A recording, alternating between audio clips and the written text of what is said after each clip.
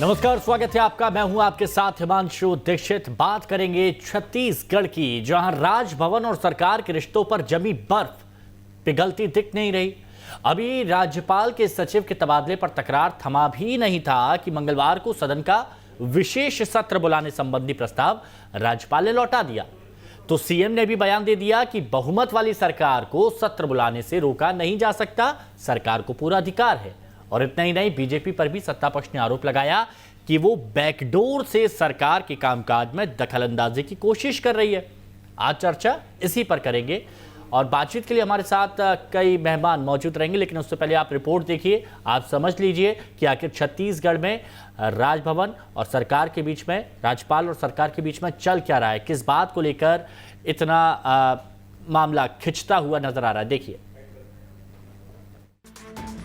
छत्तीसगढ़ में राजभवन और सरकार के बीच सब कुछ ठीक नहीं। कुछ इसी तरह के कयास पिछले कई दिनों से लगाए जा रहे थे, लेकिन टेंशन के इस टाइमलाइन को यदि जोड़कर देखें तो तस्वीर अब साफ हो रही है। दरअसल विधानसभा का विशेष सत्र बुलाने संबंधी फाइल को राज्यपाल ने आपत्ति सहित सरकार को वापस लौटा दिया, जिसके बाद सीएम का बयान आया कि बहुमत की सरकार को विधानसभा का सत्र बुलाने से रोका नहीं जा सकता। जो पूर्ण बहुमत की सरकार है उसे विधानसभा बुलाने से राज्यपाल नहीं रोक सकते, लेकिन फिर भी राज्यपाल ने कुछ क्वेरी की है तो उसके जवाब बना के हम आज शाम से पहले भेज देंगे। और यदि उसके बाद भी, मैं समझता हूँ कि उसके बाद भी अनुमति नहीं मिलेगी, ऐसा मुझे नहीं लगता। अनुमति मिलनी चाहिए और यदि नहीं मिलता तो आप और हम साथ हैं, आगे चर्चा कर लेंगे। आगे बढ़े उससे पहले सीएम भूपेश बघेल का एक और बयान सुनिए। देखिए, ये सवाल तो भारतीय जनता पार्टी के नेताओं से पूछना चाहिए ही कि आखिर गैर भाजपा शासित राज्यों में राजभवन का दखलंदाजी क्यों हो रहा है, उसका राजनीतिकरण क्यों किया जा रहा है। ये सवाल केंद्र में बैठे हुए भारतीय जनता पार्टी के नेताओं से पूछा जाना चाहिए। सीएम का बयान और राज्यपाल का फाइल लौटाना, इन सब कड़ियों को जोड़े तो रिश्तों की तल्खी का अंदाजा लगाना मुश्किल नहीं। राजभवन और सरकार के बीच जारी मौजूदा टकराव और उसकी पिछली कड़ियों को समझने की कोशिश करें तो छत्तीसगढ़ विधानसभा का विशेष सत्र बुलाने पर राजभवन और सरकार के बीच तकरार दिख रहा है। राज्यपाल ने विशेष सत्र की अनुमति की फाइल लौटा दी है, जिस पर सीएम ने कहा कि बहुमत की सरकार को सत्र बुलाने का पूरा अधिकार है। इससे पहले राज्यपाल के सचिव आईएएस सोनमणि बोरा को सरकार ने हटा दिया था। राज्यपाल ने सरकार के इस कदम पर आपत्ति दर्ज कराई थी। राजभवन में गृह विभाग की समीक्षा बैठक में गृह मंत्री नहीं आए थे, जिसके बाद ये बैठक स्थगित करनी पड़ी थी। उससे पहले कुलपति की नियुक्ति को लेकर भी विवाद हुआ था, जिसके बाद राज्यपाल ने उच्च शिक्षा से संबंधी 8 विधेयकों को रोक दिया था। तेंदुपत्ता बोनस मामले में भी राज्यपाल ने सरकार को खरी खरी सुनाई थी। तो वहीं मरवाही ग्राम पंचायत को नगर पंचायत बनाने पर भी टकराव साफ तौर पर दिखा था। ताजा विवाद की बात करें तो विशेष सत्र बुलाने पर राज्यपाल ने सरकार से सवाल किया कि 58 दिनों के अंदर ऐसी कौन सी स्थिति आन पड़ी कि सरकार को विशेष सत्र बुलाना पड़ा। हालांकि राज्यपाल के इस सवाल पर सरकार ने भी अपना जवाब राजभवन को भेज दिया है। बहरहाल अब ये जानते हैं कि सरकार को आखिर विशेष सत्र बुलाने की जरूरत क्यों पड़ी। दरअसल छत्तीसगढ़ सरकार केंद्रीय कृषि कानून के विरोध में है। केंद्रीय कृषि कानूनों को रोकने के लिए ये विशेष सत्र बुलाया जाना है। 27-28 अक्टूबर को 2 दिवसीय विशेष सत्र बुलाने की तैयारी है। सत्र के दौरान राज्य सरकार मंडी कानून में संशोधन करेगी। संशोधन से केंद्र के कानून को छत्तीसगढ़ में निष्प्रभावी किया जाएगा। पंजाब में केंद्रीय कृषि कानून के खिलाफ प्रस्ताव पहले ही पारित हो चुका है। वहीं सरकार और राजभवन के बीच जारी टकराव को लेकर बीजेपी खुलकर सरकार पर हमलावर हो गई है।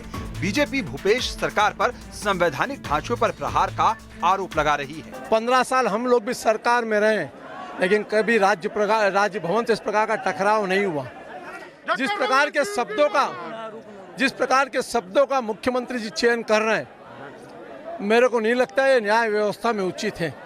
राज्यपाल का पद एक गरिमापूर्ण है। कोई छोटी मोटी बात है तो बैठ करके समाधान हो सकता है, लेकिन जिस प्रकार का वक्तव्य दे रहे हैं, जो डिक्टेटरशिप राज्यपाल जी के ऊपर दिखाना चाहते हैं, लोकतंत्र में उसका स्थान नहीं है। विशेष सत्र बुलाने के मामले को लेकर जैसा मैंने अभी समाचारों में पढ़ा है कि राज्यपाल महोदया ने पूछा है कि विशेष सत्र क्यों बुलाया जा रहा है, तो ये उनका अधिकार है कि विशेष परिस्थितियों में विशेष सत्र बुला रहे हैं, तो आखिर उसके कारण क्या है, उसके पीछे हेतु क्या है। और साथ में जब मरवाही का चुनाव है 3 तारीख को, तो वैसे भी सत्र में ऐसा कोई विधि सम्मत काम नहीं होना चाहिए जिससे कि चुनाव में प्रभाव पड़े। उधर छत्तीसगढ़ सरकार बिना किसी का नाम लिए अधिकारों और संवैधानिक सीमाओं का पालन करने का पाठ पढ़ा रही है। मतलब फिलहाल वक्त राजभवन और सरकार के बीच जारी तनातनी का अंत होता नहीं दिख रहा है। अब विशेष सत्र बुलाने को लेकर राजभवन और सरकार आमने सामने हैं। यह कोई पहला मामला नहीं है जब राज्य सरकार और राजभवन के बीच तल्खी देखने को मिली है। जिस प्रकार से दूरियां बढ़ रही है, निश्चित तौर पर छत्तीसगढ़ के लिए आने वाला समय सही नहीं कहा जा सकता। न्यूज स्टेट के लिए वीडियो जर्नलिस्ट रंगपैंड के साथ रायपुर से आदित्य नामदेव। तो आप बखूबी समझ गए होंगे कि क्या स्थिति छत्तीसगढ़ में बनती हुई नजर आ रही है, लेकिन ऐसी बन क्यों रही है और इसका समाधान क्या है, इस पर आज हम बात करेंगे। कुछ मेहमान हमारे साथ मौजूद है, तारुफ कराते हैं आपका। डॉक्टर सत्य प्रकाश शर्मा जी, वरिष्ठ पत्रकार, हमारे साथ इस चर्चा में मौजूद हैं और हमारे साथ कांग्रेस की तरफ से रमेश वर्लियानी जी मौजूद हैं और कुछ ही देर में बीजेपी की तरफ से भी हमारे साथ रजनीश सिंह जी जुड़ेंगे। आप सभी का बहुत स्वागत है। सबसे पहले तो रमेश वर्लियानी जी, क्या लगता है कि इस समस्या का समाधान कैसे होगा? देखिए, किसी भी प्रदेश की तरक्की विकास तभी होता है जब हर किसी का सहयोग और योगदान हो, लेकिन जब इस तरह से तकरार होगा तो फिर कैसे काम होगा?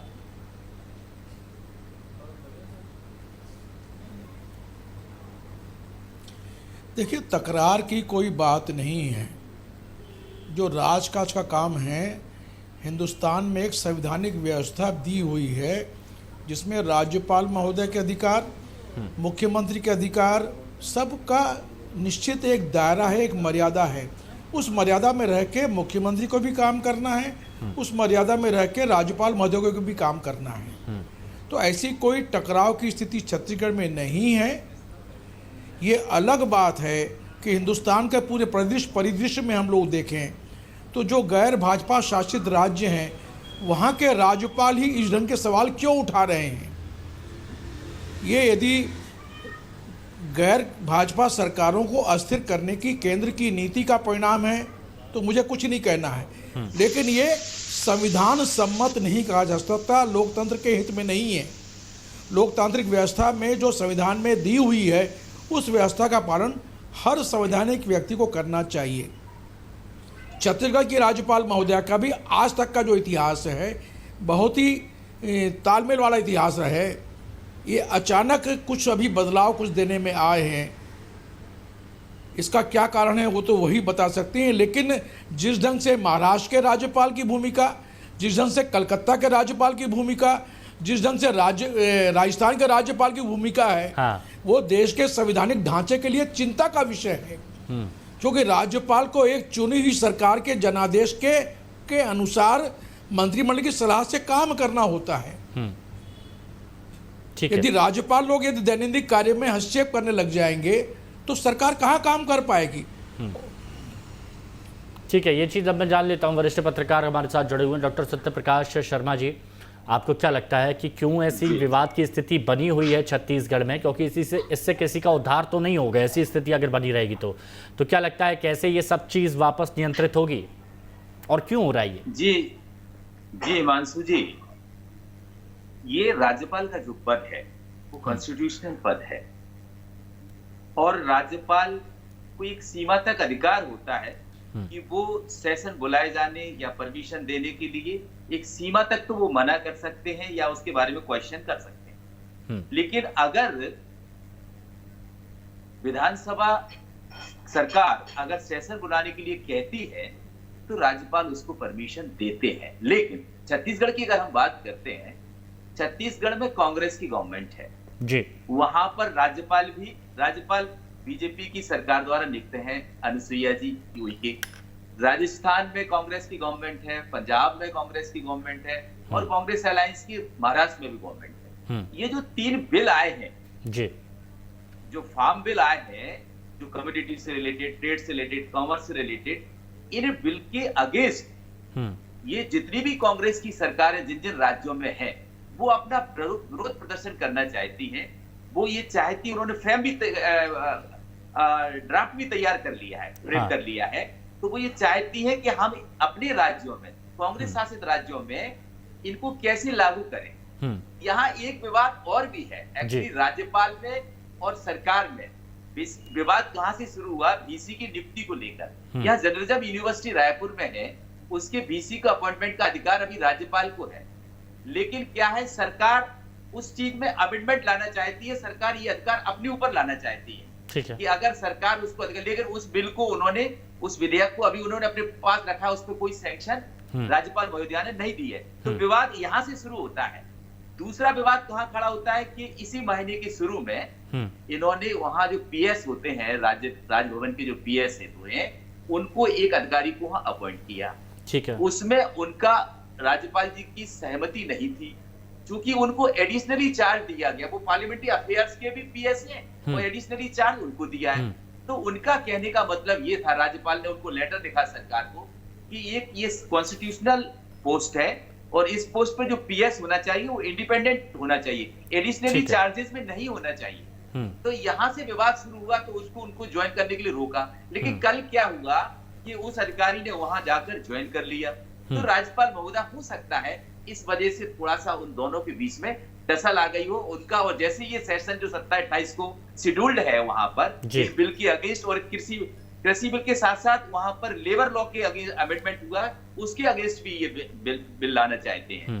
तो राज्यपाल महोदया ने हो सकता है शायद इसीलिए इस बिल को रोकने के लिए उन्होंने कुछ क्वेश्चन उठाए हैं कि आप ये क्वेश्चन का जवाब दें, इसके बाद हम परमिट करेंगे। लेकिन ये मामला केवल छत्तीसगढ़ का नहीं है, ये मामला पॉलिटिकली है, ये कांग्रेस और बीजेपी के बीच का है। क्योंकि कांग्रेस या जो अपोनेंट पार्टी जितनी भी है अपोजिशन की, वो सभी जो फार्म बिल्स आए हैं 3, या जो एक्ट बना है, जो अमेंडमेंट हुआ है एग्रीकल्चर एक्ट में, उस अमेंडमेंट का ये विरोध कर रहे हैं।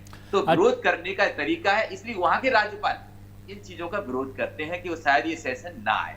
लेकिन देर सवेर जो कानून कहता है, जो संविधान कहता है कि उनको परमिशन देना पड़ेगा।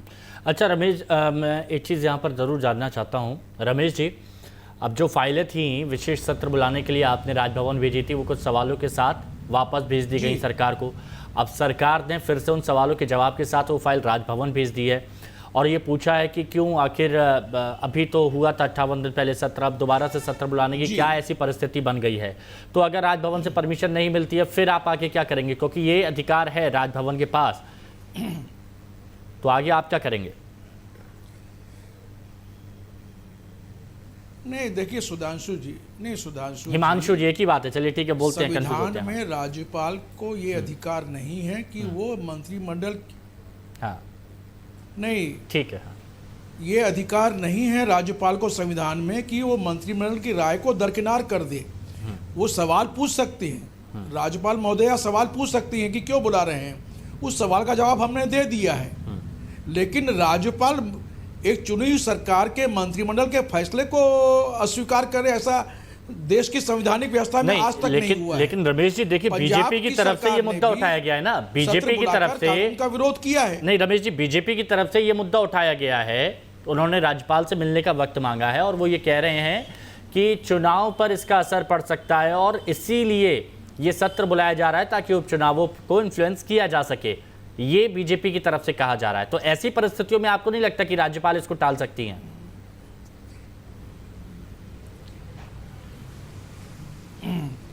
देखिए, राज्यपाल संवैधानिक पद की व्यवस्था है, राज्यपाल कोई भारतीय जनता पार्टी के एजेंट नहीं है।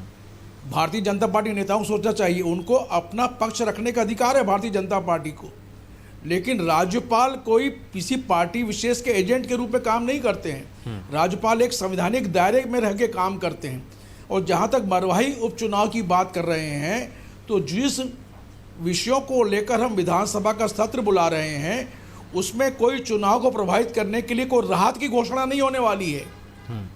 कोई हम राहत नहीं दे रहे हैं जो चुनाव प्रभावित हो, एक उपचुनाव है, उसको कोई प्रभावित करने का काम नहीं हो रहा है। इस विधानसभा सत्र के माध्यम से हम छत्तीसगढ़ के किसानों के हितों की रक्षा करना चाहते हैं और उनको बताना चाहते हैं कि केंद्रीय कानून से छत्तीसगढ़ के किसानों का, देश के किसानों का अहित होने वाला है।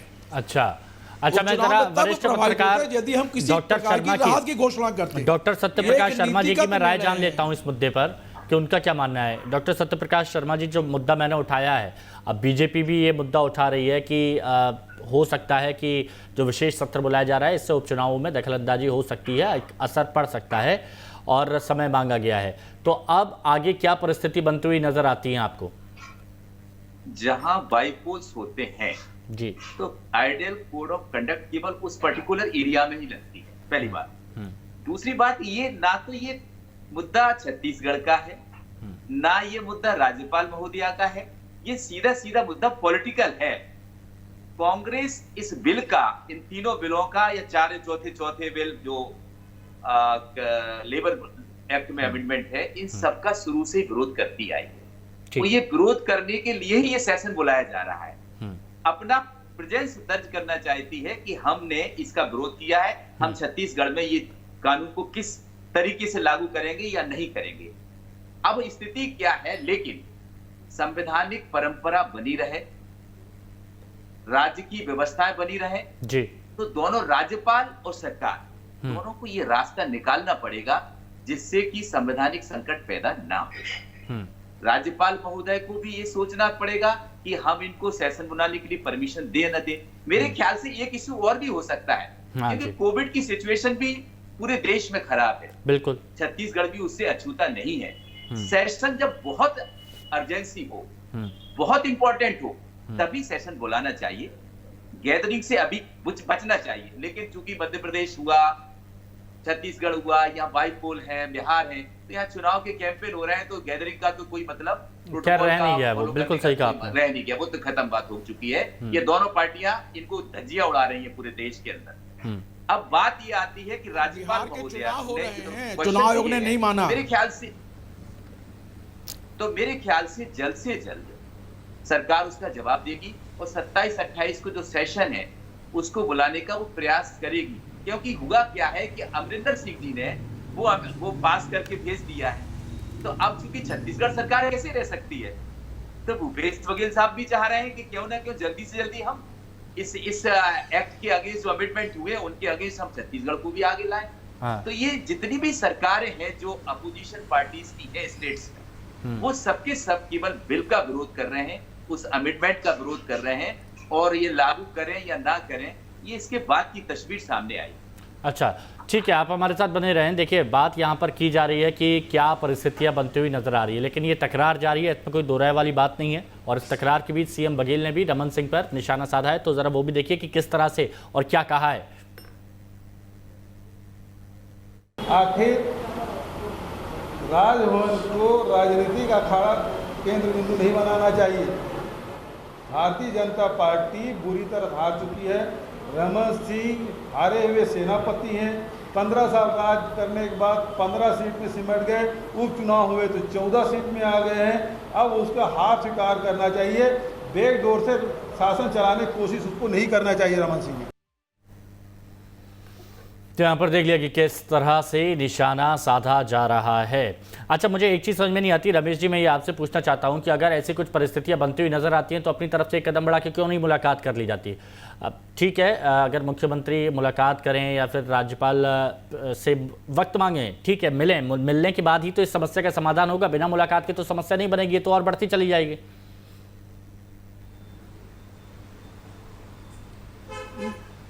नहीं, कोई, देखिए, राज्यपाल महोदया भी अपने संवैधानिक दायरे में आज तक काम करती आ रही हैं। उन्होंने भी जब केंद्र सरकार ने धान खरीदी से इनकार कर दिया कि हम सब 2500 रुपये क्विंटल की दर से खरीदेंगे, तो राज्यपाल महोदया ने किसानों के पक्ष में केंद्र को चिट्ठी लिखी कि राज्य के किसानों का धान खरीदना चाहिए केंद्र सरकार को। ऐसा नहीं है, कोई तकरार की कोई बात नहीं है। ये भारतीय जनता पार्टी के स्थानीय नेता, जो हारे हुए सेनापति, जो हमारे मुख्यमंत्री जी ने कहा है, ये अपनी हार को पचा नहीं पा रहे हैं। 15 साल सत्ता में रहे, अब जनता ने इनको रिजेक्ट कर दिया, तो जनादेश का सम्मान करना चाहिए और 5 साल कांग्रेस सरकार के कामकाज को देखने के बाद टिप्पणी करना चाहिए। लेकिन इनको सब्र नहीं हो रहा है, ये किसी ढंग से भी सत्ता पे लौटने के लिए बेताब हैं, ये समझ नहीं रहे हैं। क्या आपको कि ऐसा सत्ता में पॉसिबल लग तभी रहा है? लौट पाएंगे आपको जब नया आप तो चुनाव खुद होगा। कहते हैं ना रमेश जी, उसके देखिए आप लिए तो अभी खुद कहते हैं ना कि 3.5 कितना साल बाकी मैंडेट है। है आपको, इतना मैंडेट दिया गया है आपको जनता ने, प्रचंड बहुमत जिसे कहा जाता है, क्या आपको लगता है कि ये सारी कोशिशें हो रही हैं? जी हाँ, देखिए हमारे पास इतना मैंडेट है कि ये चाह के भी, चाहे रमन सिंह जी हो या चाहे उनका केंद्रीय हाईकमांड हो, जिस दिन से दूसरे राज्यों में सरकारों को अस्थिर करने का काम किया, वो गुंजाइश उनको छत्तीसगढ़ में नहीं दिख रही है। इसलिए वो राजभवन की आड़ में हमारे पास हमला करना चाहते हैं। लेकिन मुझे पूरा विश्वास है कि छत्तीसगढ़ की राज्यपाल महोदया एक संवैधानिक दायरे में काम करने वाली महिला हैं और उसी अनुसार वो एक अपना गरिमापूर्ण निर्णय लेंगी। कोई टकराव की स्थिति नहीं है। जो भी उनके सवाल हैं उनका जवाब सरकार ने दे दिया है और न कोई चुनाव को प्रभावित करने वाली बात है और न कोविड वाली जो बात कर रहे थे। यदि कोविड की इतनी चिंता थी तो हिंदुस्तान के चुनाव आयोग को इस समय बिहार का चुनाव नहीं कराना चाहिए था। आज बिहार में क्या स्थिति हो रही है? तो कोविड का बहाना भी नहीं होना चाहिए जिस ढंग से राजस्थान के राज्यपाल महोदय ने वहां लिया था। अच्छा, सवाल यह है, एक सैद्धांतिक मामला है, छत्तीसगढ़ के किसानों के भविष्य का मामला है, उसको लेके हमारे मुख्यमंत्री भूपेश बघेल जी विशेष सत्र बुला रहे हैं। इसमें क्या परेशानी है? तो भारतीय जनता पार्टी का ये जो नजरिया है कि वो राज्यपाल महोदय से टाइम मांग के जाना चाहते हैं, इससे स्पष्ट है कि भारतीय जनता पार्टी किसानों के हितों के खिलाफ है।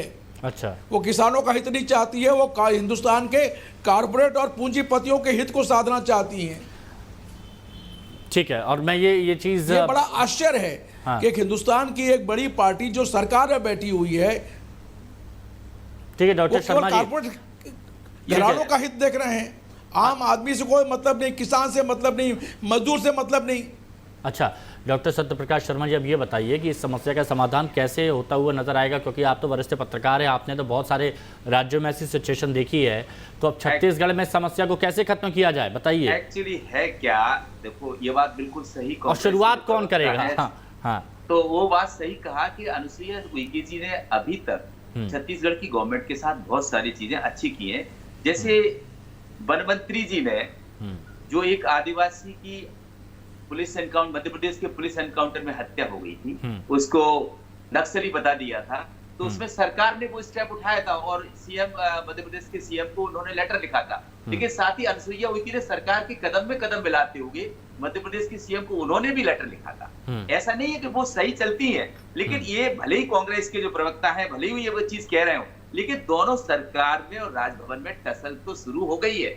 जैसे उन्होंने कहा था, उन्होंने लेटर लिख के सरकार को बोलना पड़ा कि इस पीएस की जगह मुझे परमानेंट सीएस का पोस्टिंग यहाँ कर दो। ये कौन सा बड़ा इशू था सरकार के लिए? ये सरकार कहीं ना कहीं राज्यपाल मुख्यमंत्री से बड़ा होता है, संवैधानिक रूप से बड़ा पद है, बिल्कुल राज्य का पहला नागरिक। कम से कम उसको एक इंडिपेंडेंट पीएस देने में क्या हर्ज था? रास्ता कांग्रेस की गवर्नमेंट के हाथ में। रमेश वर्लियानी जी, इतना कर दीजिए, शुरुआत तो कर दीजिए आप अपनी तरफ से, ठीक है, मुख्यमंत्री जी अपनी तरफ से बातचीत कर लें, क्या दिक्कत है? देखिए वैसे भी राज्यपाल बड़े होते हैं, हम जैसा बता रहे हैं, वरिष्ठ पत्रकार हम सब जानते भी हैं, प्रथम नागरिक राज्य के, मिल लें, बात कर लें, खत्म कर लें मुद्दा। एक्चुअली क्या है, इनको पहले से आगे सरकार और राज्यपाल महोदया के बीच कोई संवादहीनता की स्थिति नहीं है, कोई संवादहीनता की स्थिति नहीं है। और जहाँ तक ये अधिकारी की बात है, छत्तीसगढ़ में आईएएस लोगों की कमी है, बड़े पैमाने पे कमी है, इसलिए जो अतिरिक्त दिए हैं एडिशनल चार्ज वालों को, इसलिए दिया गया है। इसमें कोई ऐसी कोई बात नहीं है कि चलिए ठीक है, हम तो ये कह रहे हैं जल्द से जल्द आप ये जो भी चल रहा है ये सुलझा लीजिए, क्योंकि इससे किसी को फायदा तो होने वाला है नहीं है ना। बहुत बहुत शुक्रिया आप दोनों का हमारे साथ जुड़ने के लिए और इस चर्चा में शामिल होने के लिए। और यहाँ वक्त तो चला एक छोटे से ब्रेक का, जल्द लौटेंगे।